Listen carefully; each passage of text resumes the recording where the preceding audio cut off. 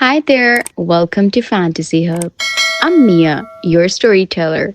Today's story is filled with heartache, discovery, and a twist you won't see coming. So let's begin. Growing up in Cape Coral, Florida, my life was as predictable as the afternoon thunderstorms that rolled in from the Gulf each summer. Sunday mornings meant the front pew at Cornerstone Baptist Church, where I'd sit in my press sundress, hands folded neatly in my lap, watching my father deliver sermons about righteousness and the narrow path to salvation. The congregation would nod approvingly when they looked at me, Pastor Evan's perfect daughter, the girl who would surely marry a good Christian man and raise a house full of believers. By 25, I had mastered the art of being exactly what everyone expected. I taught Sunday school to the children, organized the church potluck dinners, and smiled graciously when the older ladies would pat my arm and ask when I was going to settle down with a nice young man. I had a degree in elementary education, but I'd never used, a modest apartment that I kept immaculately clean, and a savings account that grew steadily from my job at the church office. But inside, I felt like I was suffocating. It was Mrs. Henderson from the Women's Auxiliary who first suggested the hiking trip. "You look peaked, dear," she'd said after service one particularly humid July morning. "All work and no play isn't godly either. Why don't you take some time for yourself? Go see God's creation up in the mountains." The idea terrified and thrilled me in equal measure. I'd never traveled alone, never made a decision without consulting my father or the church. Counsel first. But something about the thought of those distant peaks, of breathing air that hadn't been filtered through stained glass and hymnal pages, called to me with a voice I barely recognized as my own. 3 weeks later, I found myself loading a borrowed backpack into my Honda Civic, my hands shaking as I tried to remember everything from the hiking guides I'd studied obsessively. The Blue Ridge Mountains seemed impossibly far from the flat, familiar landscape of South Florida. As I drove north, leaving behind the palm trees and strip malls, I felt like I was shedding skin, each mile taking me further from the woman I'd always been and closer to someone I might become. The trailhead at Grandfather Mountain was busier than I'd expected. Groups of college students laughed and shouldered massive packs, families herded excited children toward easier paths, and serious-looking hikers in technical gear studied topographic maps with the intensity of generals planning a campaign. I stood at the edge of it all, clutching my day pack, and wondering what on earth I'd been thinking. That's when I saw her. She was sitting on a boulder near the trail map, long dark hair escaping from a messy bun, wearing faded jeans and a black tank top that revealed intricate tattoos covering her arms. But it wasn't the tattoos that stopped me in my tracks. It was the guitar case leaning against the rock beside her, covered in stickers from venues I'd never heard of, and away. She was humming softly to herself while retying her hiking boots. Everything about her was the opposite of everything I'd been taught to be. She was loud where I was quiet, bold where I was cautious, decorated where I was plain. She should have repelled me. Instead, I found myself walking toward her before I'd consciously decided to move. "First time?" she asked, looking up with eyes the color of storm clouds. Her voice was husky, like she'd spent years singing in smoky bars, which I would later learn was exactly what she'd done. "Is it that obvious?" I managed, gesturing helplessly at my pristine hiking boots and brand new gear. She laughed, and the sound was like music I'd never heard before, wild and free and completely uncontrolled. "We all start somewhere. I'm Sophia, by the way. Sophia Bailey, Mila Evans." I extended my hand formally, the way I'd been taught, in church receiving lines, but she grasped it warmly, her palm calloused from guitar strings and rough from outdoor adventures. "Well, Mila Evans, what do you say we tackle this mountain together? Safety in numbers and all that." I should have said no. I should have made some polite excuse and found a nice family group to tag along with. But looking into those storm gray eyes, I heard myself saying yes. The trail wound through dense forest, dappled sunlight filtering through the canopy overhead. Sophia moved with the easy confidence of someone who belonged in wild places, while I stumbled over roots and rocks, hyper-aware of every sound my gear made. But she was patient, stopping to point out wildflowers I'd never seen, teaching me how to read the subtle changes in the path that indicated steep sections ahead. "So, what's your story, Mila Evans?" she asked as we paused at a creek crossing. What brings a girl with virgin hiking boots to the mountains? I could have given her the sanitized version, stressed office worker taking a vacation, something bland and unremarkable. Instead, words poured out of me like water from a broken dam. I told her about the church, about the expectations, about feeling like I was living someone else's life. I told her things I'd never admitted to myself, let alone to a stranger met on a mountain trail. Sophia listened without judgment, occasionally nodding or making soft sounds of understanding. When I finally stopped talking, embarrassed by my outpouring, she was quiet for a long moment. My story's different, she said finally, but I know about cages. Mine were just made of different bars. She told me about growing up in Nashville, the daughter of a country music songwriter who'd had one hit in the 70s and spent the rest of his life chasing another. About learning guitar to connect with him, about years of dive bars and honky-tonks, about the record deal that fell through and the band that imploded, about finally accepting that she'd rather play music for herself than sacrifice her soul for someone else's idea of success. The mountain saved me, she said, shouldering her pack as we prepared to continue. Up here you can't pretend to be anything other than exactly who you are. We'd been hiking for about 4 hours when the weather changed. The morning's clear skies gave way to towering thunderheads that seemed to appear from nowhere, and the temperature dropped 20 degrees in as many minutes. Sophia checked her weather app and frowned. Severe thunderstorm warning, she said. We need to get off this exposed ridge. My stomach clenched with familiar anxiety. This was exactly the kind of situation my father would have used as evidence. That I wasn't ready for independence, that I needed guidance and protection, but Sophia didn't panic. She studied the map, identified a shelter on a side trail, and led us there with calm efficiency. The shelter was a 3-sided wooden structure, barely large enough for both of us in our gear. As the storm broke overhead, we huddled together on the wooden bench, watching lightning split the sky and listening to thunder that seemed to shake the mountain itself. Scared? Sophia asked, and I realized I wasn't. Despite the chaos outside, despite being further from help than I'd ever been in my life, I felt safer than I had in years. No, I said, surprising myself. I should be, but I'm not. She smiled. That's the mountain talking. It strips away all the noise and shows you what's really important. The storm raged for 2 hours. In that small shelter, with rain drumming on the roof and wind howling through the trees, we talked about everything and nothing. Sophia pulled out her guitar and played softly, her voice blending with the sound of the storm. I found myself humming along, then singing something I hadn't done outside of church hymns in years. You have a beautiful voice, she said when the song ended. I used to sing in the church choir, I replied automatically, then stopped. I mean, I still do, but I used to love it. What changed? I thought about it, really thought about it, probably for the first time. I guess I stopped singing for me and started performing for them. There's a difference. Sophia nodded knowingly. There always is. When the storm passed, we emerged to find the world transformed. The air was crystalline clear, the colors more vivid than they'd been before. Steam rose from the wet rocks, and every surface sparkled with droplets that caught the returning sunlight like scattered diamonds. Come on, Sophia said, consulting. The map. There's a viewpoint about half a mile up. After that storm, the view should be incredible. She was right.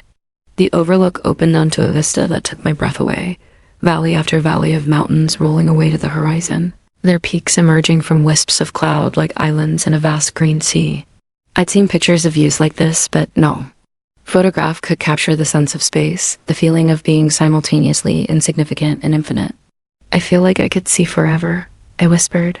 Or like forever could see you, Sophia replied. We sat on the rocky ledge, legs dangling over the edge, sharing trail mix and water. The silence between us was comfortable, charged with something I couldn't name, but didn't want to analyze too closely.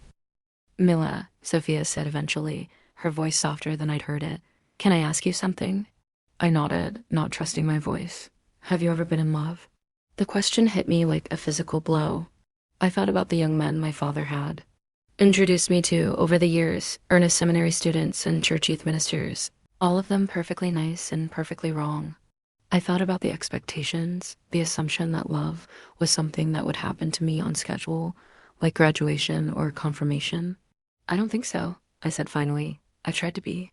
I've dated men the church approved of, gone through all the motions, but I never felt like I was going to die if I couldn't be with them. Sophia turned to look at me then, and something in her eyes made my heart race. What do you think love should feel like? Like this, I said before I could stop myself. Like sitting on a mountain after a storm with someone who makes you want to be braver than you are. Like finding someone who sees the person you could be instead of the person everyone expects you to be. The words hung in the air between us, naked and honest and terrifying. Sophia reached over and took my hand, her fingers intertwining with mine. Mela, she said, and my name on her lips sounded like a prayer. I think I'm falling in love with you. I should have pulled my hand away. I should have stammered out some explanation about misunderstandings and confusion. I should have done what 25 years of conditioning had trained me to do. Instead, I squeezed her fingers tighter. I think I'm falling in love with you too, I whispered, and saying it felt like stepping off a cliff into open air. She leaned closer, her free hand coming up to cup my cheek. Are you sure? Because once we cross this line, there's no going back to pretending it doesn't exist. I looked into her storm gray eyes and saw my future there. Not the future I'd been promised or expected, but the one I actually wanted. I'm tired of pretending, I said. She kissed me then, soft and tentative at first, then deeper as I responded. It was nothing like the awkward, dutiful kisses I'd shared with church-approved suitors. This was fire and electricity and coming home all at once. This was what love songs were about, what poets tried to capture, what I'd been unknowingly searching. For my entire life, when we finally broke apart, both breathing hard, I felt like I'd been fundamentally altered at the cellular level. What happens now? I asked. Sophia smiled, but there was sadness in it. Now we figure out how to live with the truth. We spent 3 more days in the mountains, hiking during the day and talking long into the night around our campfire. Sophia taught me to play basic guitar chords, her hands guiding mine on the frets. I taught her hymns that she transformed with her bluesy voice into something I'd never heard in church, but that felt more sacred than anything I'd ever sung in the sanctuary. We talked about our fears, our dreams, our past relationships. Sophia had known she was gay since high school, but had hidden it for years, afraid of what it would mean for her music career. She'd only recently started living openly, and even then, mostly in cities far from her Nashville hometown. I can't go back to hiding, she said one night as we lay in our separate sleeping bags, looking up at more stars than I'd ever seen. I won't. I did that for too long, and it nearly killed me. I don't want to hide either, I replied, surprising myself with a certainty in my voice. But I don't know how to be out in a world that isn't ready for me. We'll figure it out. Together, she said, reaching across the space between our backs to take my hand. If you want to, that is. I want to, I said. I want to more than I've ever wanted anything. But as we packed up camp on our last morning, reality began to creep back in. I had to return to Cape Coral, to my job at the church, to my father's expectations and the congregation's watchful eyes. Sophia had a tour starting in 2 weeks, a string of venues across the southeast that would keep her on the road for months. This doesn't have to end here, she said as we reached the trailhead where we'd first met. I'll be playing in Tampa next month. That's not far from you, right? An hour, I said. Maybe 2 in traffic. She pulled out our phone and showed me her tour schedule. Look, I've got dates in Florida, Georgia, the Carolinas. We could see each other, figure out what this is. I stared at the list of venues, places with names like the Blue Note and Whiskey River, clubs I'd never heard of in neighborhoods I'd been taught to avoid. But they represented something I'd never had before, choice. Okay, I said, yes, let's try. The drive back to Cape Coral felt like traveling between worlds. With each mile south, I felt the weight of my old life settling back onto my shoulders, like a familiar but ill-fitting coat. By the time I pulled into my apartment complex, I could almost convince myself that the past week had been an elaborate dream, almost. But the guitar pick Sophia had given me, tucked safely in my wallet, was real. The photos on my phone were real. The way my heart raced every time I thought about her was painfully, wonderfully real. I returned to work on Monday morning, slipping back into my routine of answering phones and typing church bulletins. But everything felt different.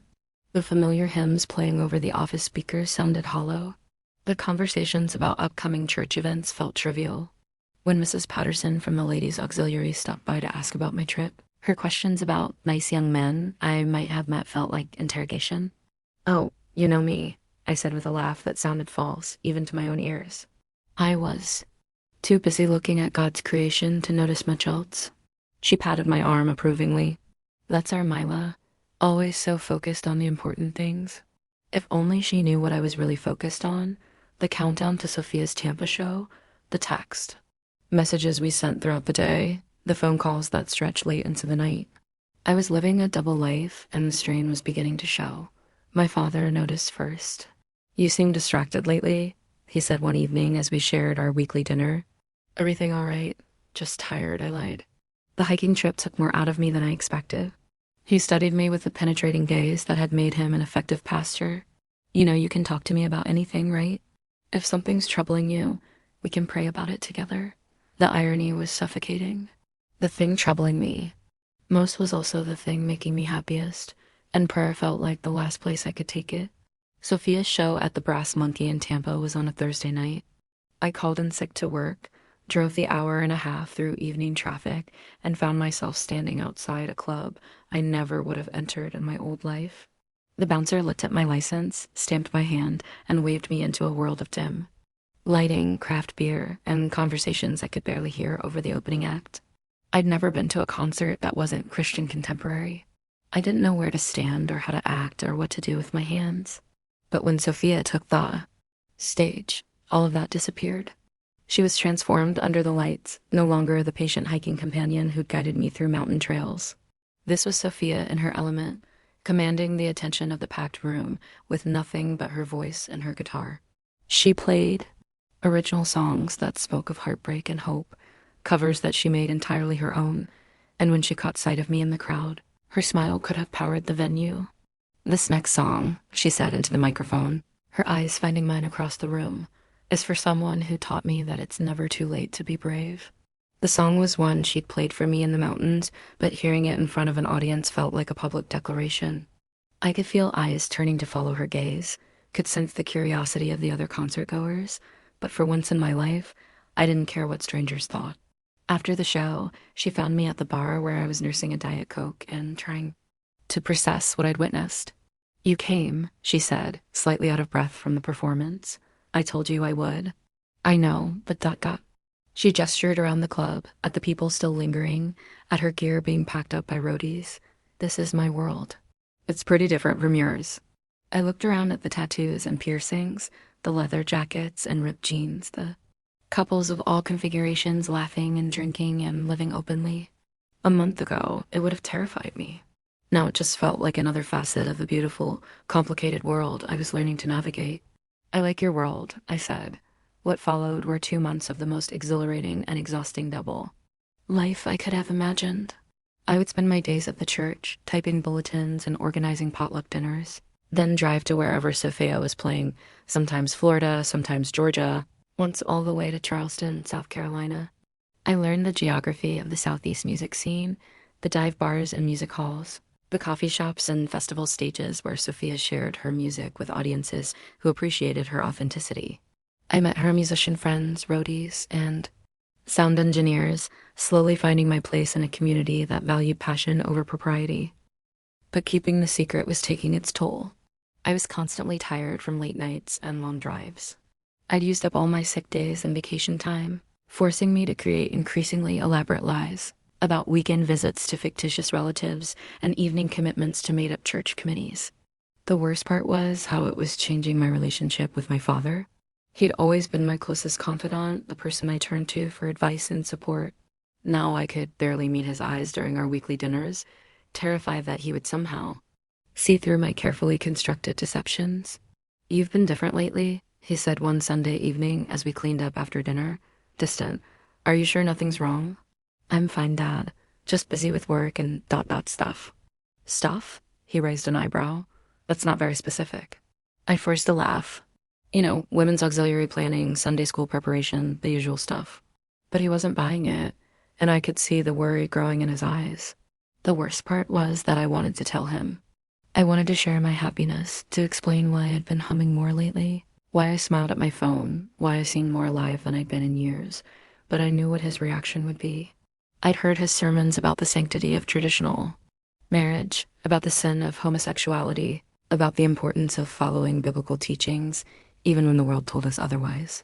I'd sat in the front pew and nodded along, never imagining that those words would one day feel like knives aimed at my heart. The end of my secret life came, as these things often do, through a simple mistake. I'd driven to Orlando for one of Sophia's shows, and in my excitement to see her, I'd forgotten to turn off my location sharing on my phone. When I got home Sunday morning, exhausted but happy, there was a text from my father. Hope you enjoyed Orlando.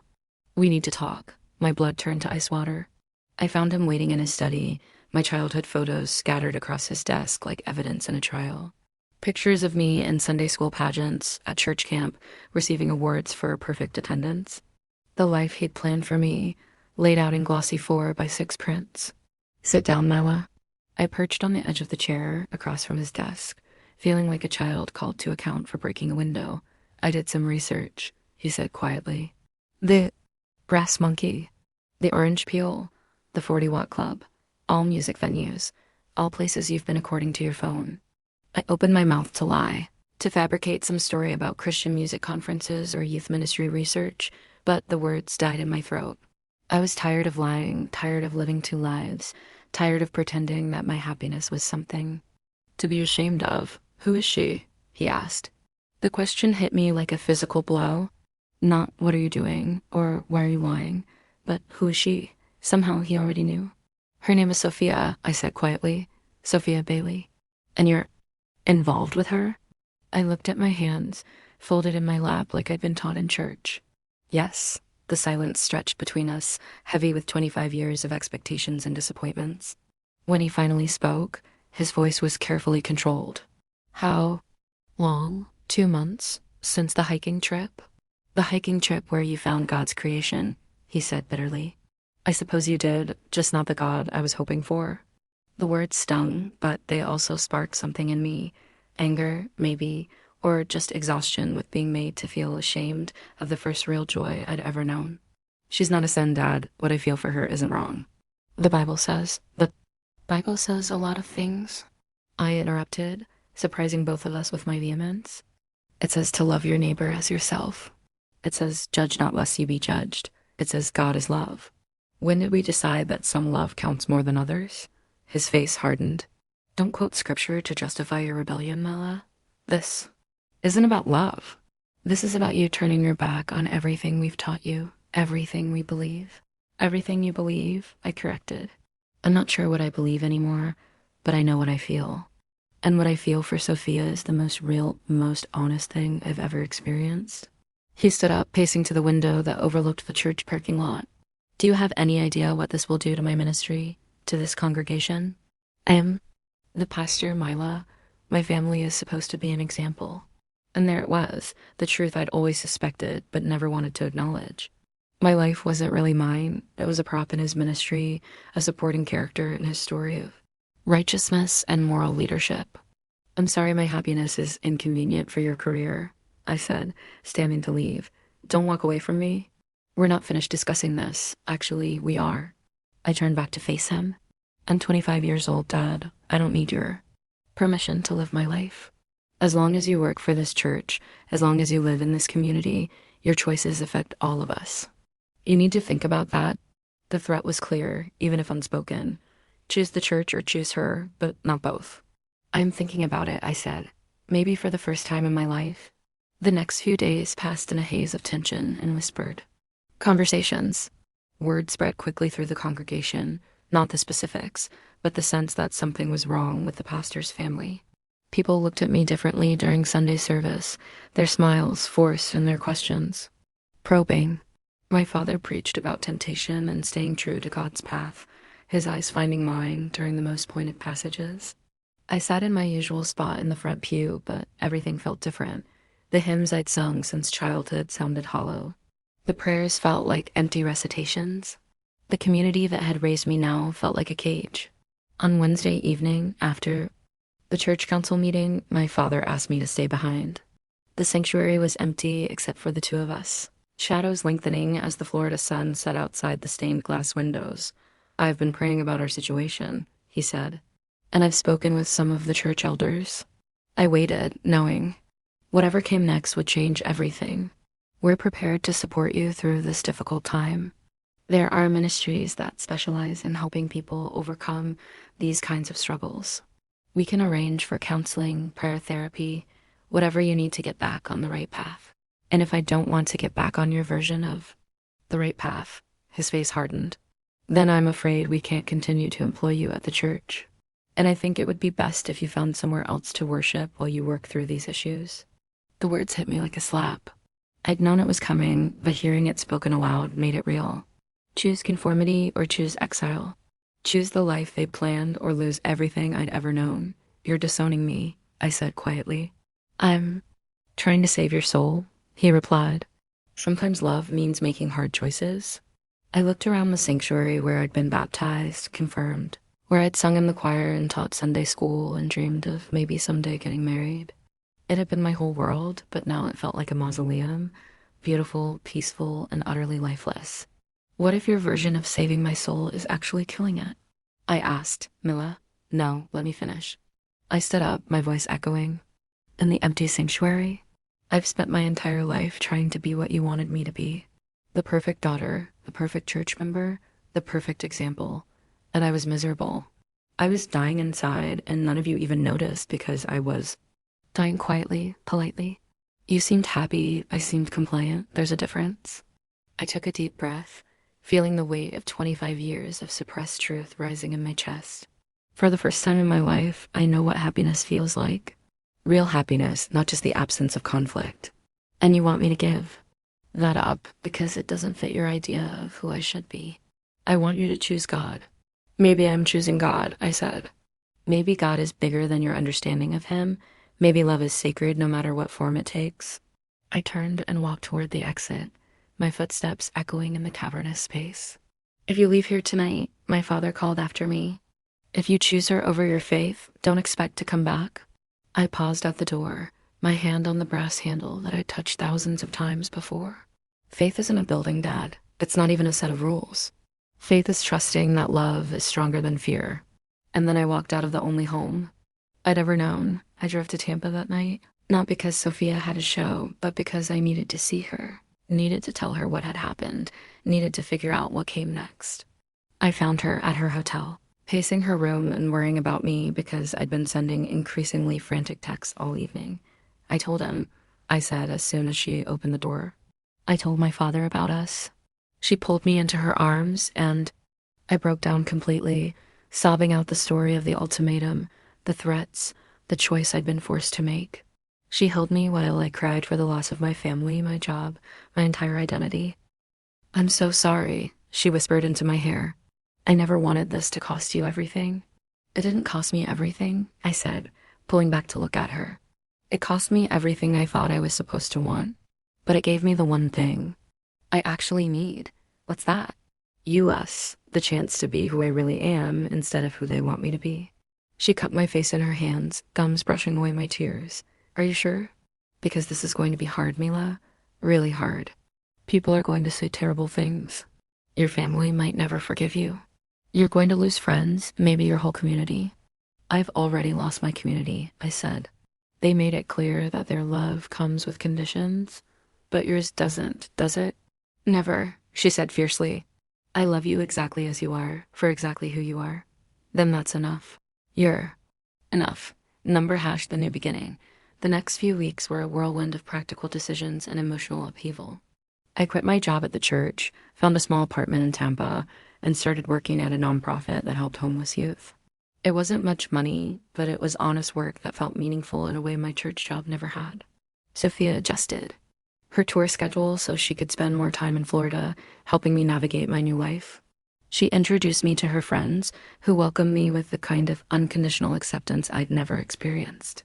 We went to gay-friendly coffee shops and bookstores, to pride events and community gatherings, slowly building a chosen family to replace the one I'd lost. The hardest part was the silence from my father. He didn't answer my calls or respond to my letters. When I drove by the church one Sunday morning, I saw him in the parking lot greeting parishioners, looking older and sadder than I remembered.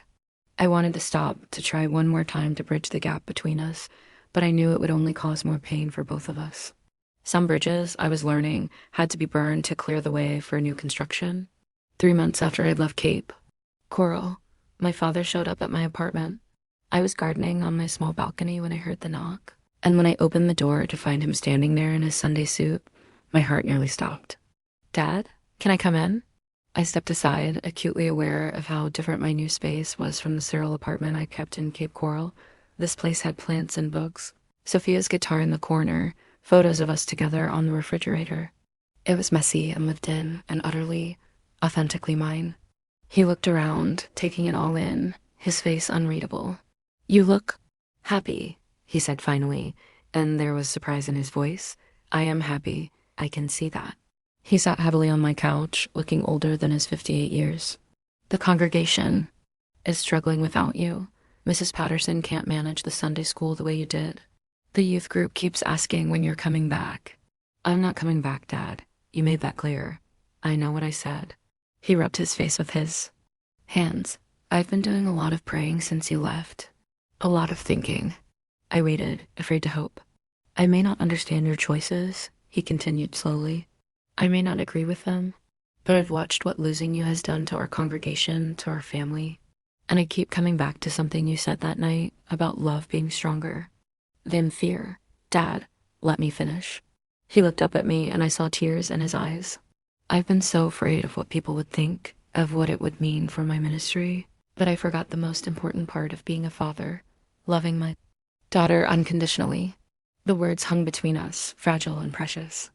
I don't know if I can ever fully understand what you've chosen, he said, but I know I can't lose you completely.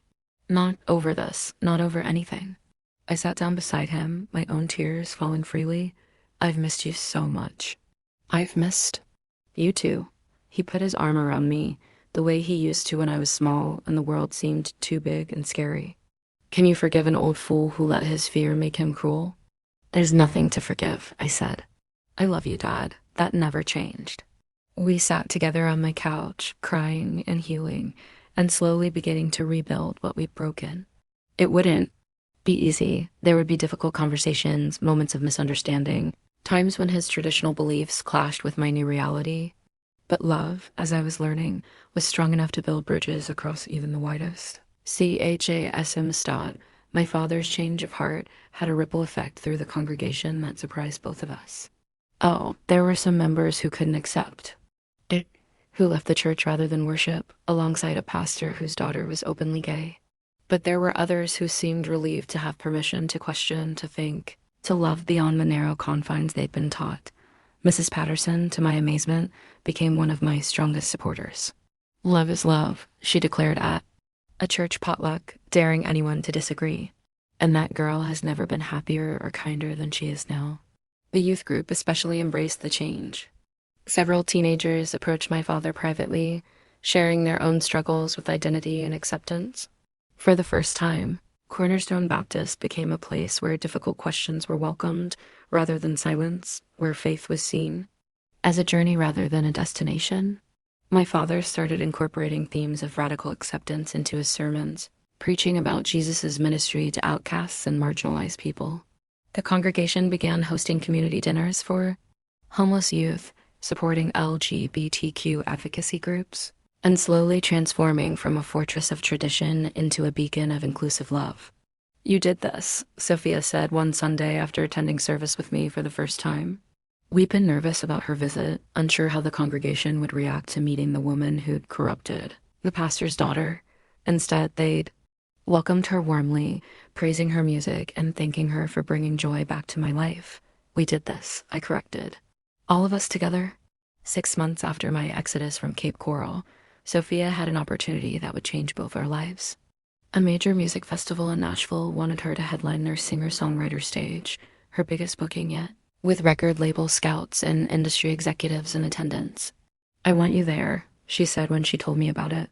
Not just in the audience, but on stage with me. Sophia, I'm not a performer. You are, though. Every Sunday in that church, every time you sing, you're performing. You have a beautiful voice and a story worth telling. She took my hands in hers. I want to write a song about us, about this journey we've been on. Will you sing it with me? The idea terrified me. Standing on a stage in front of thousands of people openly celebrating our love felt like the ultimate act of defiance against everything I'd been taught. But it also felt like the ultimate act of authenticity. Okay, I said, let's do it. We spent weeks crafting the song.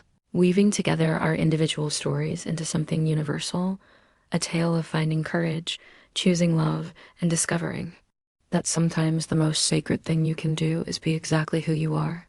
Sophia handled the music while I worked on lyrics that spoke to anyone who'd ever felt trapped by expectations or afraid to live their truth.